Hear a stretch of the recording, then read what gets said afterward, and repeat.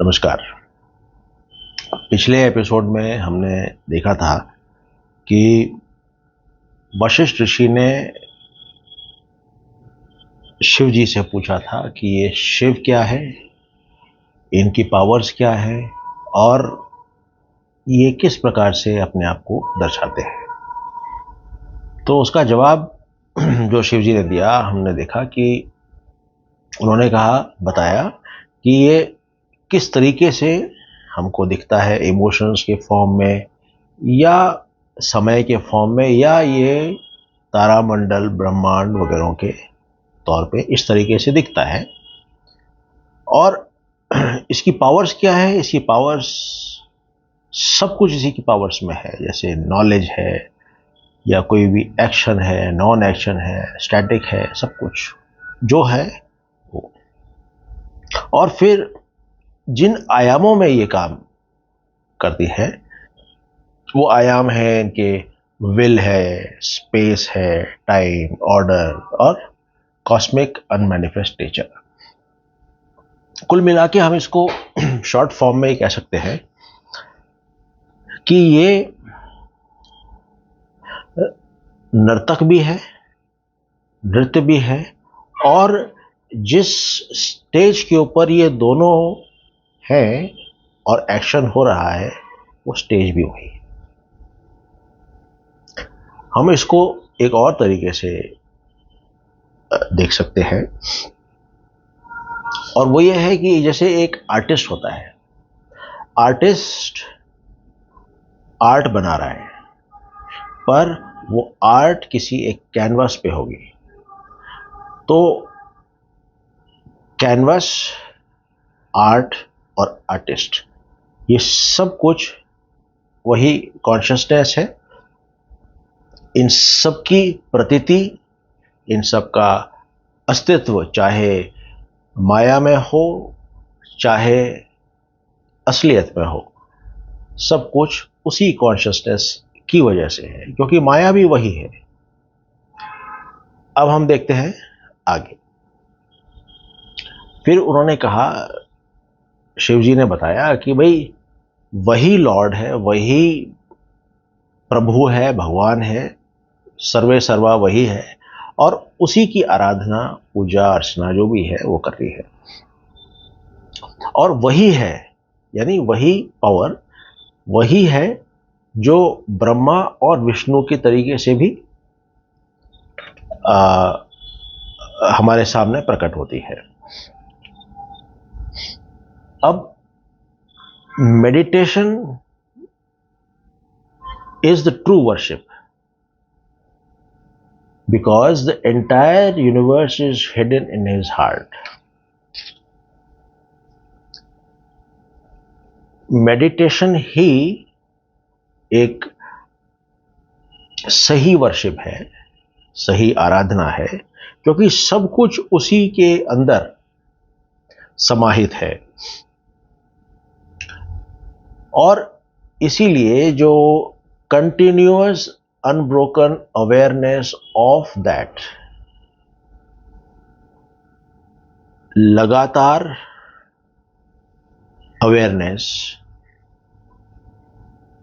इस बात की कि वो क्या है, या वो इनर लाइट क्या है, इसी को मेडिटेशन कहा जाता है। मगर मेडिटेशन हमेशा एक्सटर्नल है, क्योंकि उसके अंदर मेडिटेटर है, इसका मतलब माइंड भी है, और मेडिटेटर और माइंड है तो इसका मतलब there is something meditated upon, यानी जिसके ऊपर हम मेडिटेशन कर रहे हैं, ऑब्जेक्ट वो भी है। तो ये सब एक तरीके से बाहरी एक्सटर्नल वर्शिप है, बाहरी वर्शिप है। इंटरनल वर्शिप के लिए वो बोल रहे हैं आंतरिक साधना, आंतरिक आराधना के लिए वो कहते हैं perpetual meditation throughout all actions on one who is seated within the heart and brings about all modification within the self. कुल मिला के वो ये कह रहे हैं कि हमेशा लगातार कुछ भी करते हुए और किसी भी अवस्था में उसके ऊपर ध्यान रखें, जिसको कि हम कह सकते हैं वर्जन स्पेस, अनमैनिफेस्टेड ऑब्जेक्टलेस स्पेस। ये अनमैनिफेस्टेड ऑब्जेक्टलेस स्टेट स्पेस क्या होगी? ये वो स्पेस है जिसके अंदर सब कुछ प्रतीत होता है, जिसके अंदर सब कुछ राइज होता है। हर प्रकार के मॉडिफिकेशंस उसी में होते हैं। तो उस ऑब्जेक्टलेस स्पेस का हमेशा हर गतिविधि में, हर काम करते हुए वही करना है। जैसे हमने कई कहानियों में सुना हुआ भी है कि कोई मोची का काम कर रहा है और राम राम बोल रहा है। काम हो रहा है but under current is Ram Ram Ram Ram, वो चलता जा रहा है और हाथ अपने आप चल रहे हैं। एक बच्चा फिजिकल लेवल पर, छोटा बच्चा फिजिकल लेवल पर दूध पी रहा है, मगर असल में वो जागृत अवस्था में नहीं है। वो सो रहा है मगर दूध भी पी रहा है। ये प्रक्रिया फिजिकल एक्शंस जो कि इस बॉडी को मेंटेन करने के लिए चाहिए, वो चलते रहेंगे, मगर वो जो कंटिन्यूअस ध्यान है उसके ऊपर, उस ऑब्जेक्टलेस स्टेट के ऊपर वो बना रहेगा, वो इधर उधर नहीं भटकेगा। यहां इसका ये मतलब है। फिर वो कहते हैं कि उस बोध लिंग पर हमेशा ध्यान बनाए रखें जो कि सोता है और जागता है, जो विभिन्न प्रक्रियाएं करता है, मूवमेंट करता है और स्टैंड स्टिल भी करता है, जो चीज टच करने योग्य है उसको टच भी करता है, और जो चीज त्यागने योग्य है उसको त्यागता भी है, जो चीज एंजॉय करने योग्य है उसको एंजॉय भी करता है, और वो कई तरह की डाइवर्स एक्टिविटीज बाहरी तल पे, इस सांसारिक तल पे करता है। वही जो इस हमारे शरीर के वाइटल ऑर्गन्स में भी है, वही उसके ऊपर हमेशा वर्शिप बनाए, उस एनर्जी को वर्शिप करते रहें। उसके साथ जो कि आपके पास आया है बिना किसी एफर्ट के, यानी कि जब उसके ऊपर जब जिसके ऊपर हमें मेडिटेट करना है, जब वही सूक्ष्म रूप में है, बाहरी नहीं है, आंतरिक है, तो उसके लिए बाहरी टूल्स, बाहरी कन्वीनियंसेस भी नहीं चाहिए होंगी, जैसे फूल, माला, दिया, दीपक, कपूर, अगरबत्तियां, ये सब नहीं चाहिए, क्योंकि इन सब को हम जुटाएंगे। बिना जुटाए जो अवेलेबल है वो, तो वट एवर कम्स अनसॉट। अभी यहां इन्होंने इस वर्णन के अंदर उसका जो वर्णन किया है उसमें एक बताया है, that which touches what is to be touched. यहां पे ये दो सेंसेस में बोल रहे हैं। एक तो फिजिकल सेंस यानी स्पर्श थ्रू द स्किन, और दूसरा एक होता है एक नॉन फिजिकल सेंस भी, जो कि एनर्जी लेवल पर है। फिर ये त्यागने की बात कर रहे हैं। जब हम ये त्यागने की बात कर रहे हैं तो यहां पे उस कॉन्शियसनेस का इंटेलिजेंस का जो एस्पेक्ट है उसके बारे में बात हो रही है, इंटेलेक्ट की बात हो रही है, बुद्धि की बात हो रही है। और जहां ये कहा गया कि engages in diverse external activities, इसके अंदर इस बात पे जोर है कि एक्सटर्नल एक्टिविटीज की जाएं, मगर उनको अपने ईगो के साथ, अपने अहंकार के साथ या बॉडी के साथ ना जोड़ दिया जाए। इन शॉर्ट, ये ना महसूस किया जाए, ये ना समझा जाए कि ये मैं कर रहा हूं, कर्ता भाव पैदा नहीं होना चाहिए। या यूं कह लें कि जब तक वो एक्शन है तभी तक आपका किसी प्रकार का भी एंगेजमेंट है। एक्शन खत्म, एंगेजमेंट खत्म। इस पे ओशो की एक कहानी है। ओशो ने एक बार उनके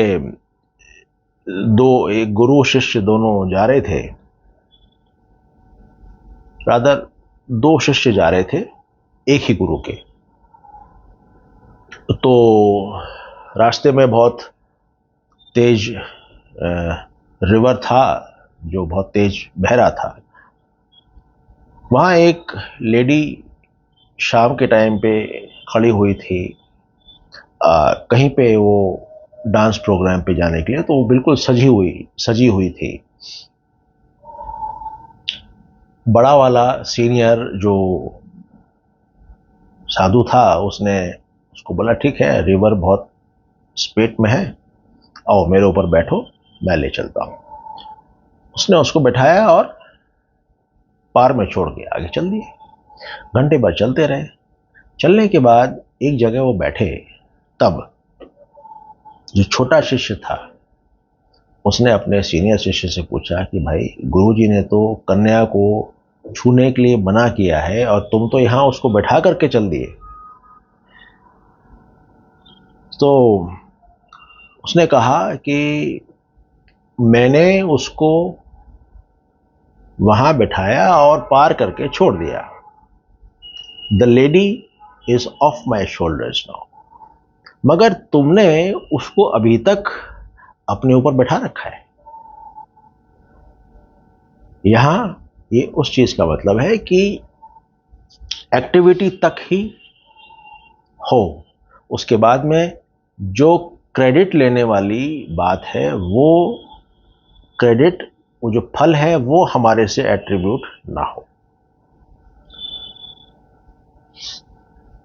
अच्छा, अब फिर उसके बाद में वो बोलते हैं कि इंटरनल वर्शिप के अंदर ही इस बोध के साथ उपासना करना कि वही है जो हर जानने योग्य चीज को, जानने योग्य ज्ञान को जानता है। He is the knower of all that is to be known. हर एक्शन का वो करता है, हर एक्सपीरियंस का वो एक्सपीरियंस करता है, और हर विचार का वो विचार करता है।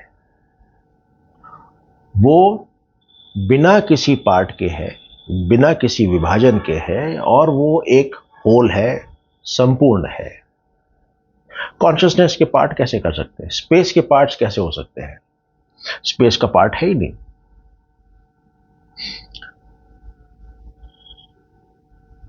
ये भी मान के आराधना करनी है कि ही इज